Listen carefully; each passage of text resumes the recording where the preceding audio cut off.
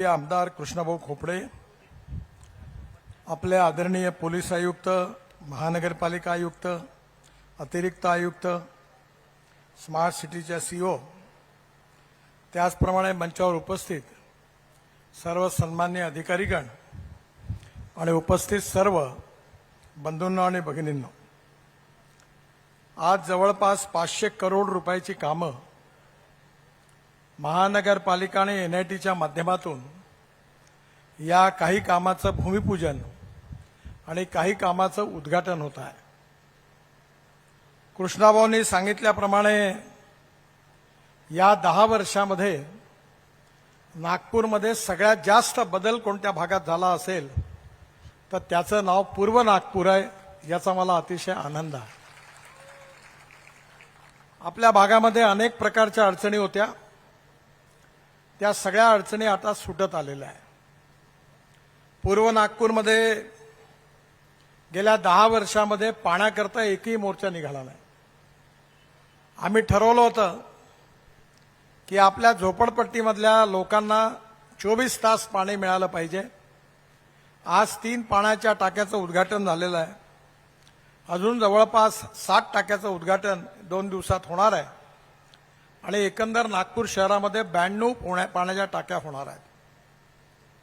पाईपलाईनची कामं मंजूर झालेली आहे आणि मी आधीच सांगितलं की उद्घाटनाची वाट न पाहता पाण्याच्या टाक्या चार्ज करून लोकांना पाणी मिळेल याची व्यवस्था झाली तर चांगलं होईल। पाण्याची समस्या जशी सुटली आहे तशी रस्त्यांची समस्या पण सुटलेली आहे। आज आपल्या भागामध्ये सिमेंट कॉन्क्रीटचे रोड झालेले आहेत। कृष्णाभाऊंच्या आग्रहाखातर 1200 कोटी रुपये खर्च करून पारडीचा उड्डाणपूल जवळपास पूर्ण होत आलेला आहे। आज आपली जी मेट्रो आहे ती आता पारडीपर्यंत नाही तर पलीकडे अजून ती आपल्या नवीन इंडस्ट्रियल भंडारा रोडच्या एरियापर्यंत जाणार आहे। एवढंच नाही तर नागपूरच्या रिंग रोडवर आता आपण एक नवीन इलेक्ट्रिक बस चालवणार आहोत, जी 18 मीटर आणि 24 मीटरची राहणार आहे आणि त्यामध्ये पहिला पायलट प्रोजेक्ट देशातला नागपुरात होणार आहे। टाटा कंपनीने स्कोडा कंपनीशी जॉईंट व्हेंचर करायला मी जेव्हा झेकोस्लोवाकियात गेलो तेव्हा त्यांना आग्रह केला। हिटॅची किंवा सिमेन्स कंपनीची चार्जिंग सिस्टम आहे आणि ही जी बस आहे ही पूर्ण नागपूरच्या रिंग रोडवर फिरणार आहे, पूर्व नागपूरमधून पण जाणार आहे आणि त्या बसची विशेषता ही आहे की सीट एक्झिक्युटिव्ह चेअर्स आहेत, 135 लोक एका बसमध्ये बसू शकतील। एअर कंडिशन बस आहे, प्रत्येक खुर्चीच्या समोर टीव्ही आहे आणि जसं विमानामध्ये चहा पाणी नाश्ता मिळतो तशी बसमध्ये व्यवस्था आहे आणि बसचा तिकिटाचा दर डिझेल बसच्या तुलनेमध्ये 30% कमी आहे, स्वस्त आहे। म्हणजे एकीकडे मेट्रो आणि दुसरीकडे ही सर्व्हिस, याचाही फायदा होणार आहे। नागपूर शहर आता असं झालेलं आहे की भारतामध्ये सगळ्यात जास्त कॉन्क्रीट रोड कुठल्या शहरात असेल तर नागपूरचं नाव घ्यावं लागेल, असं नागपूरचा अनेक रस्ते मजबूत कॉन्क्रीटचे झाले आहे। काल आपण एक विश्वविक्रम झाला, गड्डीगोदम चौकामध्ये खाली रस्ता, वरती दिल्ली, मद्रास आणि मुंबई कलकत्त्याची रेल्वे, त्याच्यावरती फ्लायओव्हर आणि त्याच्यावरती मेट्रो, म्हणजे एकाच ठिकाणी 4 मजले, 4 लेअर, हे पहिल्यांदा भारतामध्ये नागपुरात यशस्वीपणे झालेलं आहे।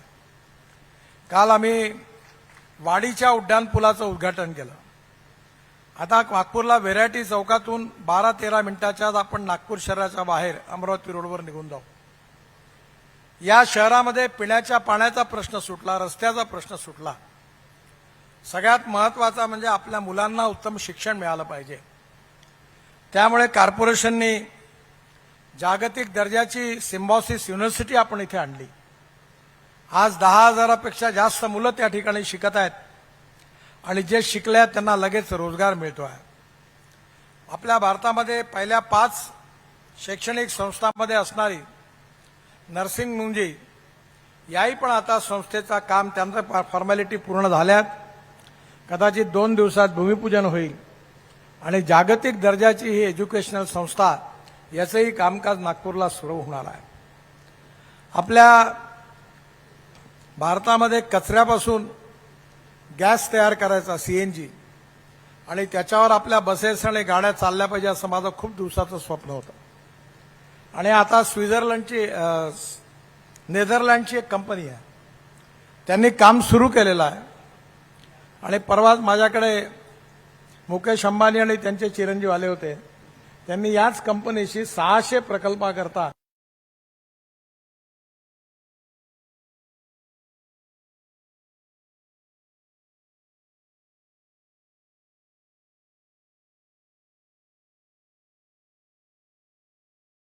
वर चालणारी मोटरसायकल बजाजची मी आता लॉन्च केली 1 महिन्यापूर्वी। त्याचा खर्च ₹1 पर किलोमीटर येतो आणि पेट्रोलचा खर्च ₹2.25 किलोमीटर येतो।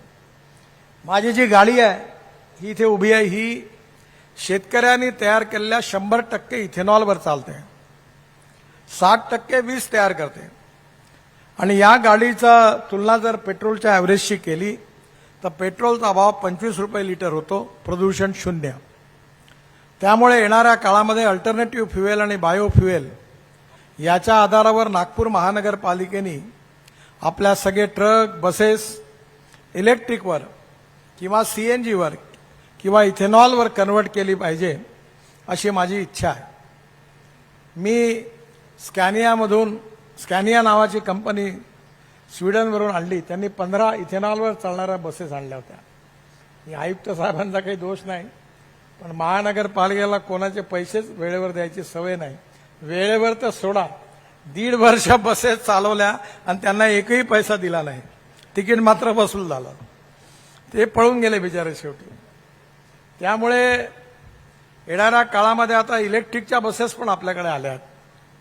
हे सगळं बदल जे आहे याच्यातून उत्तम रस्ते, पिण्याच्या पाण्याची व्यवस्था, विजेची व्यवस्था, शिक्षण संस्था, कचऱ्याची साफसफाई या सगळ्यांमधून आपल्या सगळ्यांचं जीवन सुसह्य होणार आहे। एकेका प्रश्नावर आपण या 10 वर्षात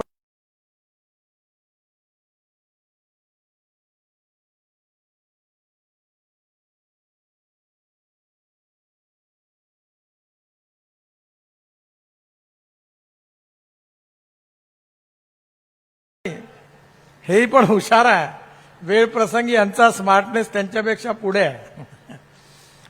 त्यामुळे आपल्या भागामध्ये या स्मार्ट सिटीमुळे देखील चित्र बदललं आहे। आपल्या भागामध्ये आपण साईचे पैसे मंजूर केले आहेत। पोलीस कमिशनर साहेबांनी आयुक्त साहेबांनी एकदा ती कंपाऊंड वॉलचं काम पूर्ण करून दिलं की जागतिक दर्जाच्या खेळाची सुविधा आपल्या इथे होणार आहे। आज एका NITच्या मोठ्या स्विमिंग टँकची त्याचं भूमिपूजन झालेलं आहे। हेल्थ क्लब, व्यायामाच्या व्यवस्था या सगळ्यांच्यावर हॉस्पिटल्स आणि आता 350 बेडचंही हॉस्पिटल आहे। एवढंच नाही तर कृष्णा भाऊंनी माझ्याकडनं सेंट्रल रोड फंडाचे किती पैसे घेतले 10 वर्षात? 3-4 हजार कोटी इथेच घुसवून दिले पूर्ण त्यांनी। म्हणजे सगळे रेल्वे क्रॉसिंगचे अंडरपास, ब्रिजेस सगळे पूर्ण झाली, आता त्यांना मागायला कामच नाही राहिलं।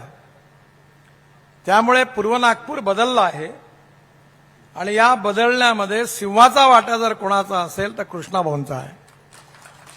ही सगळी कामं करण्यामध्ये त्यांनी विशेष रूपाने पाठपुरावा केला।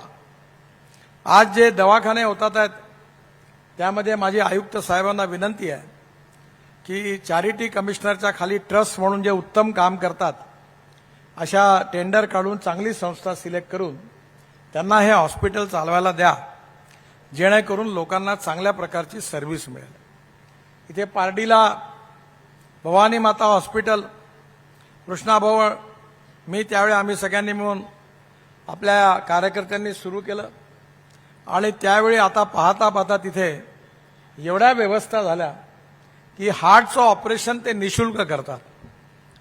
मी त्यांना इंडियन ऑइलच्या वतीने जवळपास 8-10 कोटी रुपयाची कॅथलॅब पण डोनेशनमध्ये मिळवून दिली, 15-16 कोटी रुपयाचे इक्विपमेंट आणून दिले, बिल्डिंग तयार झाली आणि हॉस्पिटलच्या माध्यमातून उत्तम गरिबांची सेवा होते आहे। या भागामधल्या लोकांना या ज्या सगळ्या सोयी सवलती मिळाल्या आहे त्यामुळे त्यांचं जीवन सुसह्य झालेलं आहे। पण एक गोष्ट मात्र कुठेतरी गंभीरतेने विचार करण्याची आवश्यकता आहे। हे जे 200 रुपये आणि 500 रुपये ज्यांनी प्लॉट विकले ते कुठे गेले आता? ते इथे नाही बसले, ते फक्त प्लॉट विकून निघून गेले आणि तुम्ही आमच्या छातीवर कुदवलं त्यांनी. तुम्ही ना डेव्हलपमेंट चार्जेस भरले, ना परवानग्या घेतल्या, घर बांधलं आणि आम्ही मत मागायला आलो तर आम्हाला खरं बोलण्याची ताकद नाही आहे, नाही तर तुम्ही म्हणाल तुम्हाला मत नाही देत. आणि मोठ्या प्रमाणावर 200 फुटाचे रुपये स्क्वेअर फूटचे प्लॉट घेतले आणि आता 50 लाखाचं घर तुम्ही विकता. चांगली गोष्ट आहे, पण आता पुढे तरी हे व्हायला नको. त्यामुळे महानगरपालिका आणि NITनी जर डेव्हलप प्लॉट निर्माण केले, कॉलनी डेव्हलप केल्या, पाणी, वीज, रस्ते सगळ्या व्यवस्था केल्या, तर मला असं वाटतं की कॉर्पोरेशनचाही टॅक्स मिळेल आणि लोकांची पण सोय होईल. ही उपलब्धता नसल्यामुळे नाईलाजाने लोकांना अशा प्रकारचे प्लॉट विकत घ्यावे लागतात. त्यामुळे येणाऱ्या काळामध्ये स्मार्ट सिटी ही सरकारने डेव्हलप करण्यापेक्षा विकासकांनी डेव्हलप करावी. लँड उपलब्ध करून महानगरपालिकेने, NITनी त्यांना पाण्याची व्यवस्था, ड्रेनेजची व्यवस्था जर करून दिली, लाईटची व्यवस्था केली, तर मला असं वाटतं की अडचण येणार नाही. मला अतिशय आनंद आहे की नाग नदीचा 2400 कोटी रुपयाचा प्रोजेक्ट मंजूर झालेला आहे. त्यात सगळ्या ड्रेनेज लाईन आपण बदलवणार आहे. पिण्याच्या पाण्याच्या टाक्या तयार झाल्या, 24 तास पाणी मिळणार आहे. एवढंच नाही तर नाले आपण सगळे साफ करून अंडरग्राऊंड करू, जेणेकरून या शहरामध्ये कुठेही दूषित पाणी जाणार नाही. या शहराला सुंदर करण्यामध्ये आपल्या सगळ्यांचं योगदान खूप मोठं आहे. ही सगळी कामं माझ्यामुळे, देवेंद्रजींमुळे किंवा कृष्णाभाऊंमुळे झाली नाही. ही कामं जर झाली असेल तर याचं खरं श्रेय माझ्यासमोर बसलेल्या जनतेला आहे. कारण तुम्ही आम्हाला साथ दिली नसती, निवडून दिलं नसतं आणि आमच्या हाताला शक्ती दिली नसती तर हे कामच करता आले नसते. आणि त्यामुळे तुमच्या समर्थनाने, तुमच्या शुभेच्छांनी ही उत्तम कामं झाली. मी आज अनेक कामाची सुरुवात झाली याबद्दल आयुक्तांना, NIT चेअरमनला आणि आपलं पोलीस स्टेशन पण छान झालं आहे.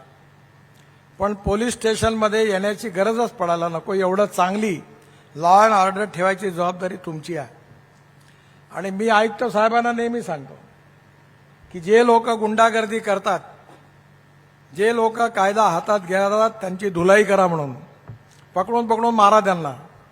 अफू गांजा चरसवाले जे असतील, सटोडे असतील, बेवडे असतील, त्यांना धाक पडला पाहिजे. आणि तुम्ही महिला काम करा, हा बेवडा आला घरात का झोडपून काढला त्याला, त्याच्याशिवाय त्याचं व्यसन नाही जात. त्यामुळे येणाऱ्या काळात हॅपी ह्युमन इंडेक्स असं म्हणतात की आपल्या सगळ्यांचे जीवन सुखमय झालं पाहिजे, परिवार सुखी समाधानी झाला पाहिजे, मुलांना उत्तम शिक्षण मिळालं पाहिजे आणि तुम्हाला सर्व प्रकारच्या उत्तम सुविधा मिळाल्या पाहिजे.